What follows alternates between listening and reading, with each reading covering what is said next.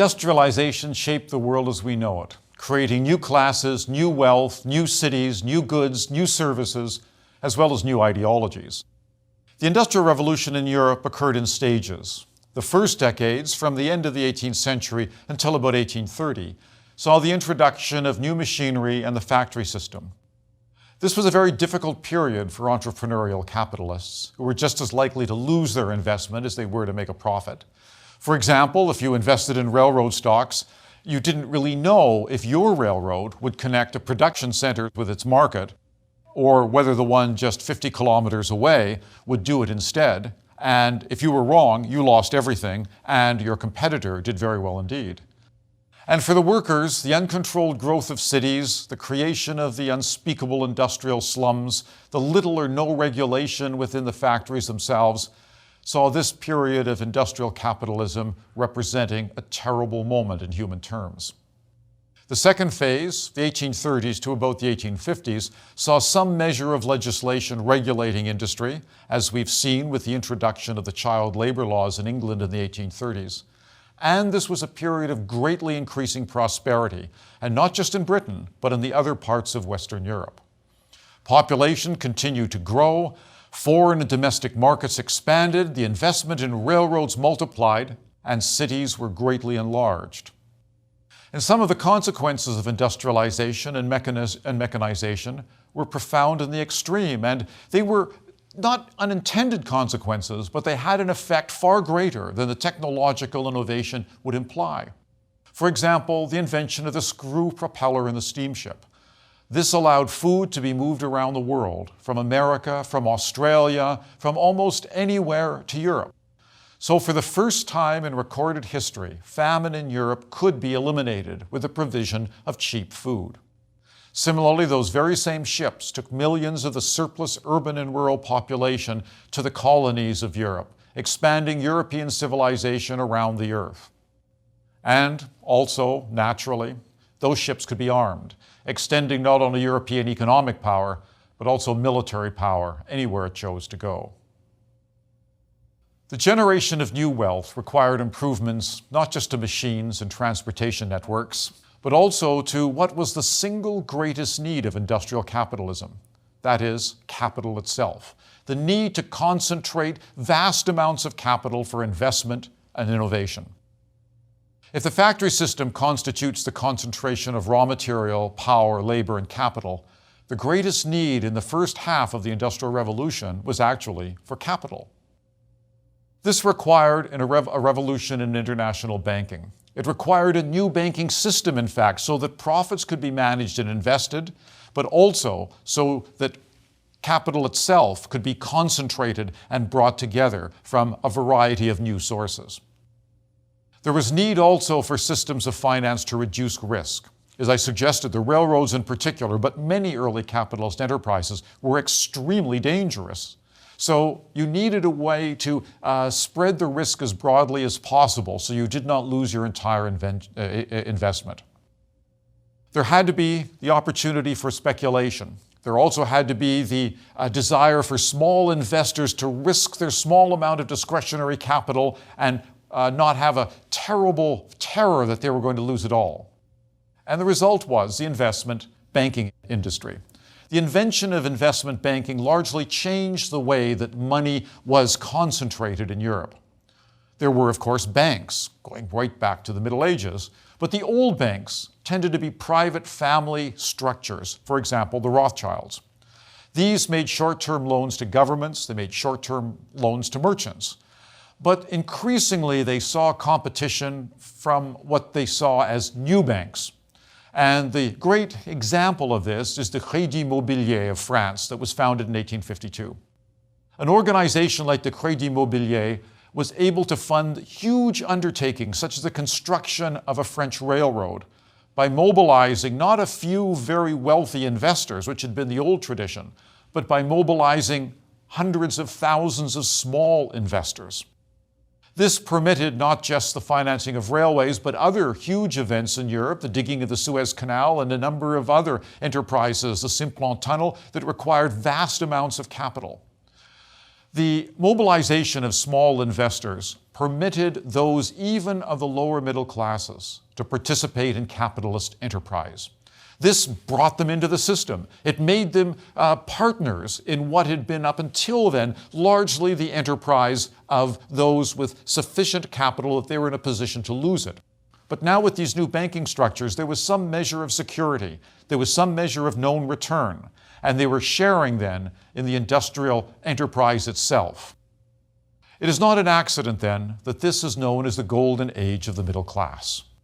The middle class in all of its representation, from the highest great members of the banking elite down to the lower middle class, those who were the clerks in those banks, felt themselves part of a new social experiment. A new social organization in which capital was the glue that linked together individuals who saw themselves as part of a civilization based upon the investment of capital and the return on their investment that would give them a quality of life which they then desired.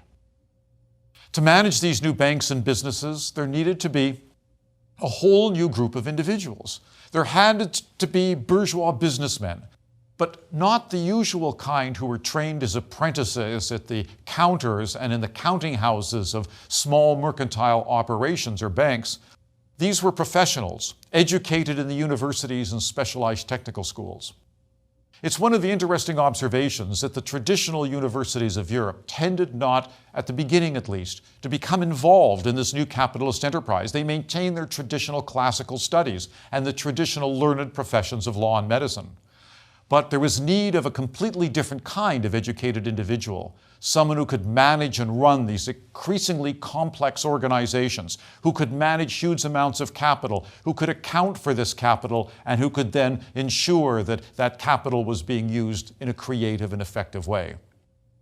In Britain, new universities arose, especially in the industrial north.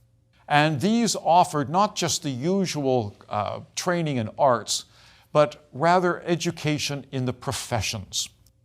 The old universities, like Oxford and Cambridge, continued to train the clergy and doctors and lawyers, but these red bricks, as they came to be known, educated engineers and managers and people with business degrees.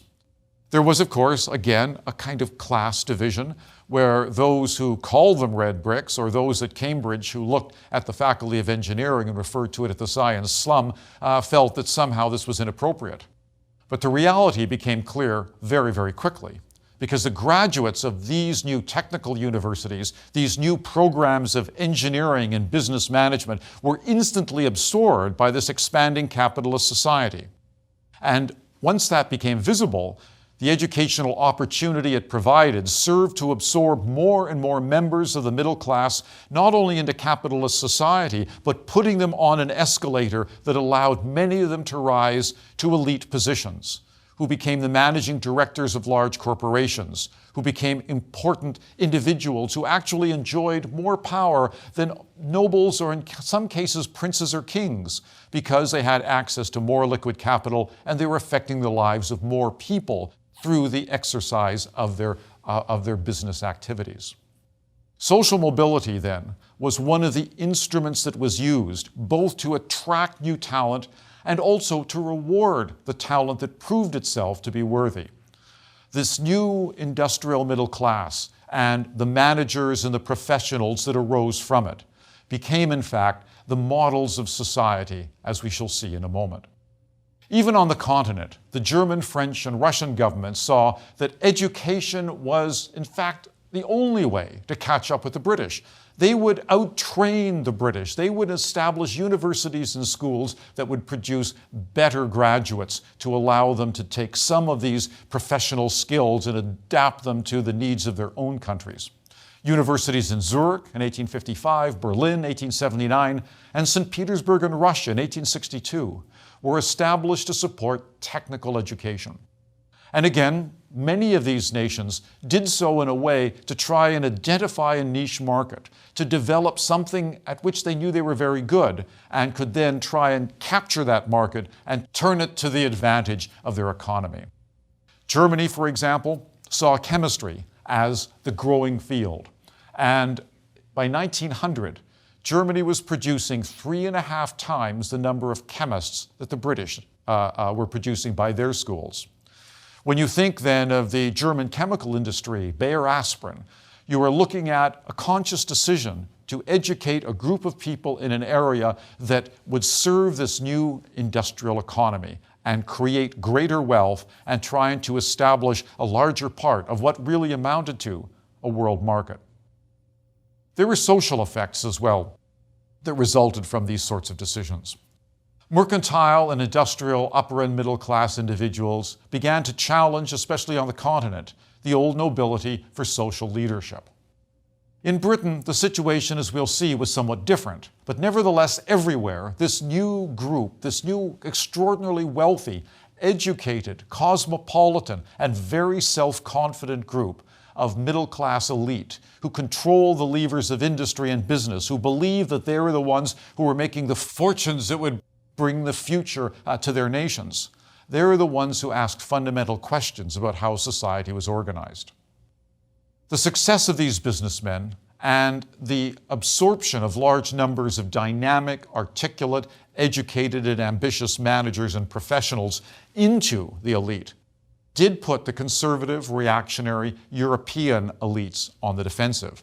The old traditional classes of power, especially on the continent, felt seriously challenged. And what's more, they also recognized, because they weren't stupid, that in fact this challenge was very real, that to some extent the future did belong to those whom they felt their social inferiors.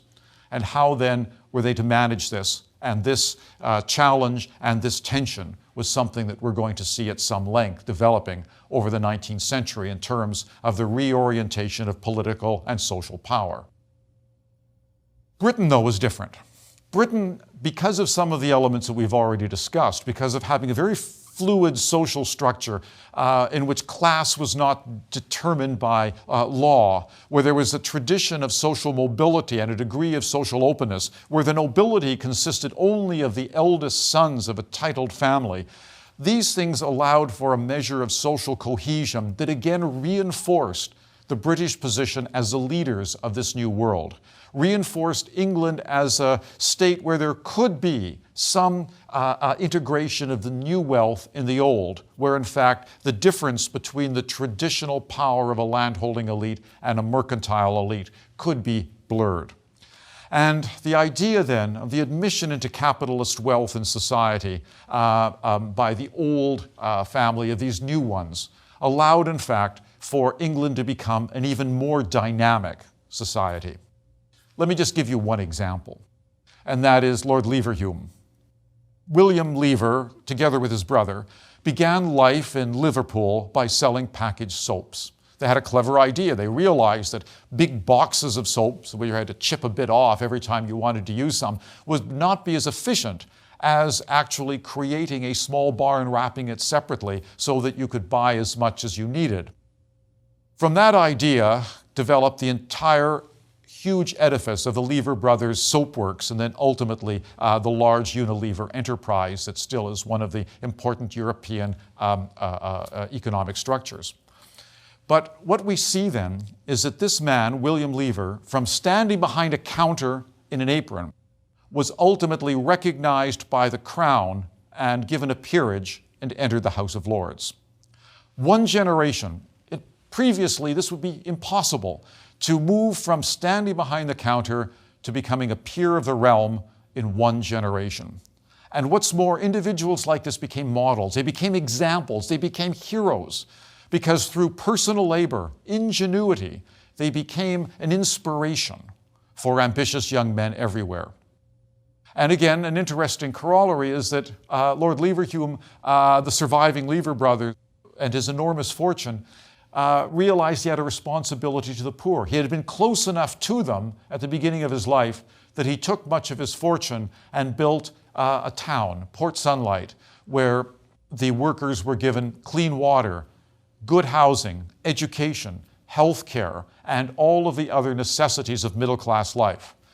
This, again, was part of that sense of paternalistic charity that many members of the elite felt. And with Lord Leverhulme, he became then a kind of example of what could happen. So Britain succeeded in absorbing its capitalist elite into its traditional ruling class with very little ideological friction. The same wasn't true on the continent generally. Those states on the continent where reactionary nobles, reactionary monarchs looked upon the mercantile wealth as parasitical. Many of them still held in their genetic memory that medieval idea that wealth from any other source than the exploitation of agricultural estates was unworthy of a gentleman. And this division, this chasm between the old classes and the new remained and ultimately had to be breached. The middle class, though, began developing their own culture. They began developing their own ideologies and even producing their own books of devotion.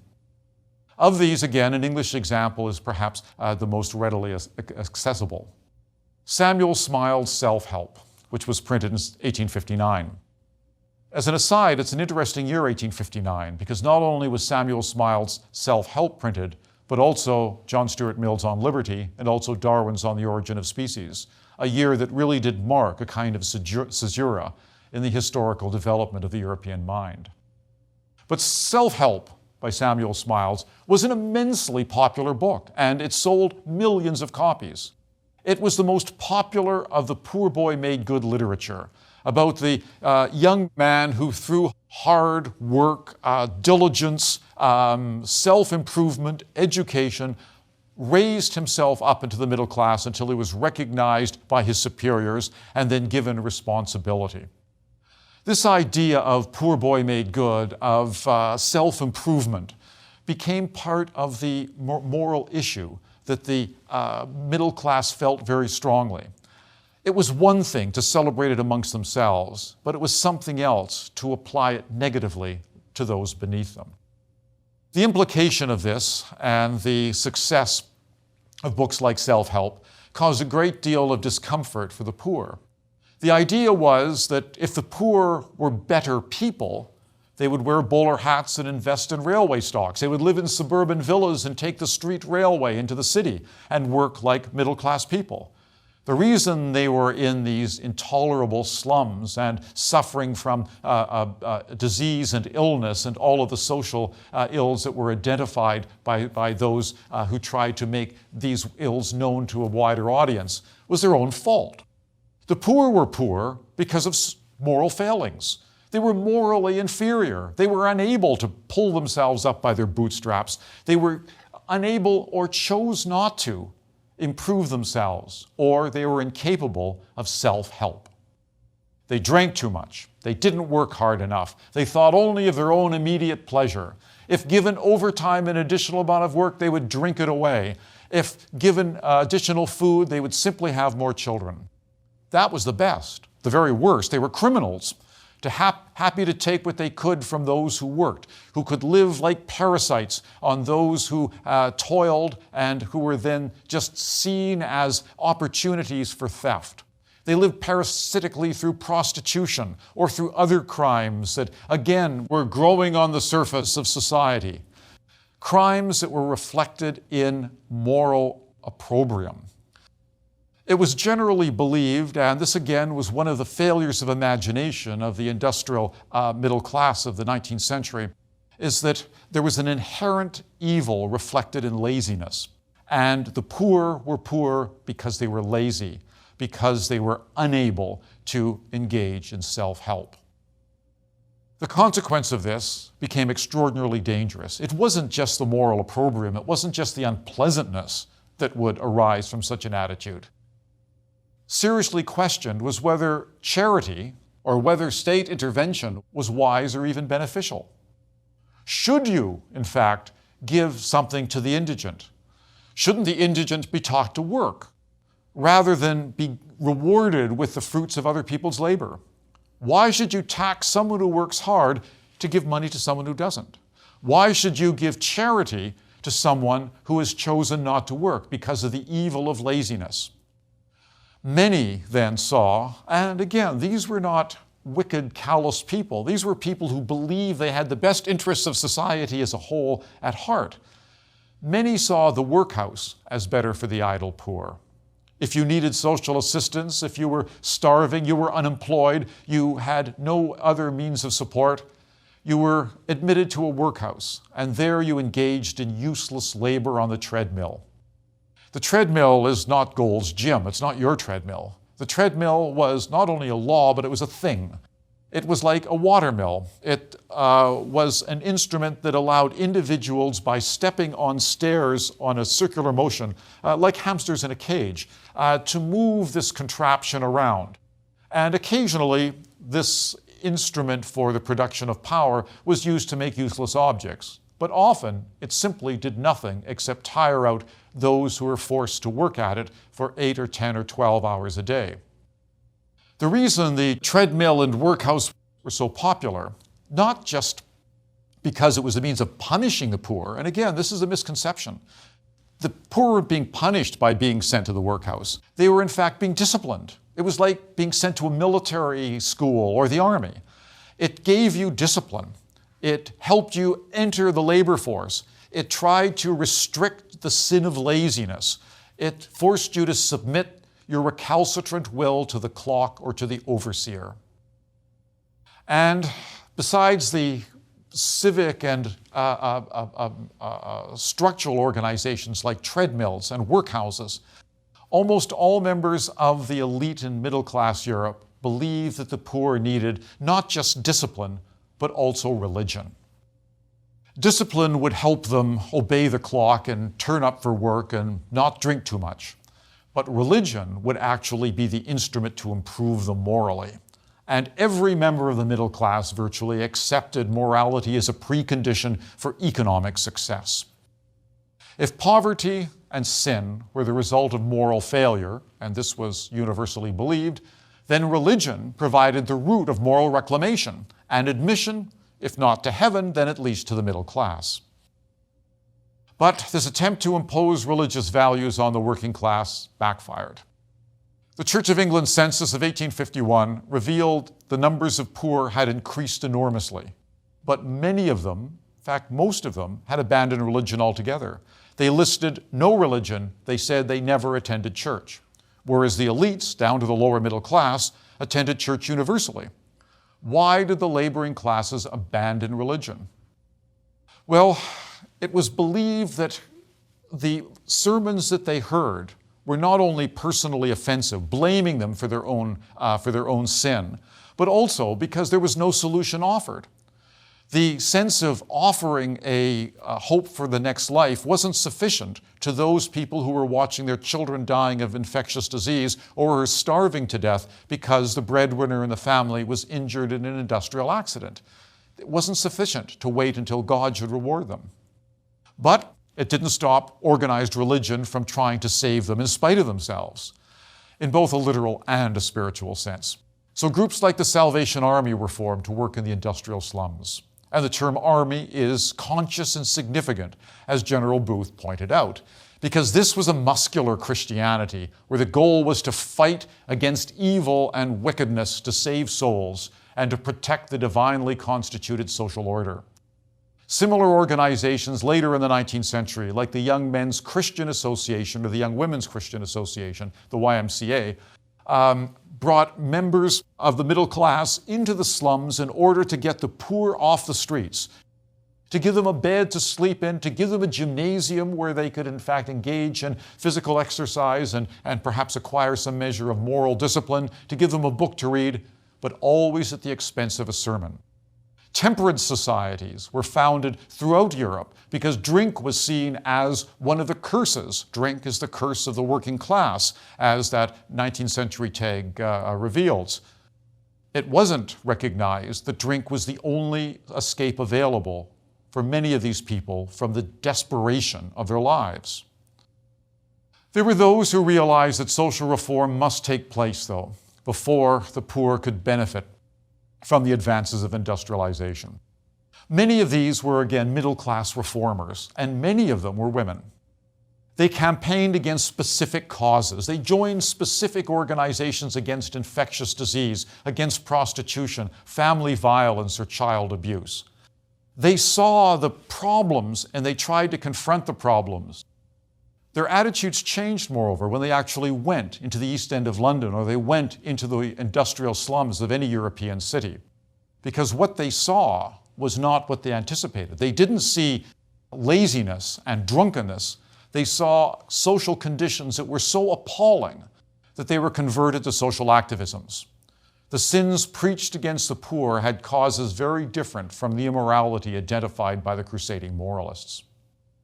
When they saw 5 children past puberty sharing the same bed, sharing the same bath, no privacy, no cleanliness, no measure of hope, you begin then to question why the preaching against incest did not talk about this rather than, in fact, what was just considered a moral problem. When they realized that women who could not get a letter of reference from a factory or from an employer in a domestic situation had no alternative but to turn to prostitution, this too concentrated their minds. Moral preconceptions were altogether fraudulent and naive when these people entered the actual world of the industrial working poor. And more of them saw that social legislation alone could address the problems that were systemic in nature and not the result of human failure. These, though, remained a minority. Most of the middle-class observers saw only the symptoms and not the cause of the poor's despair. On the continent, the situation was actually worse, in part because of the conservative reaction to the revolutions of 1830 and 1848 and the rise of socialism and anarchism, as we shall discuss later. Most, though, crystallized in the polarized world of Catholic Europe. The Roman Catholic Church, like established churches everywhere, failed to address the appalling effects of industrialization on the industrial working class. This was made much, much worse by Pope Pius IX, who reigned from 1846 to 1878, the longest papal reign in history.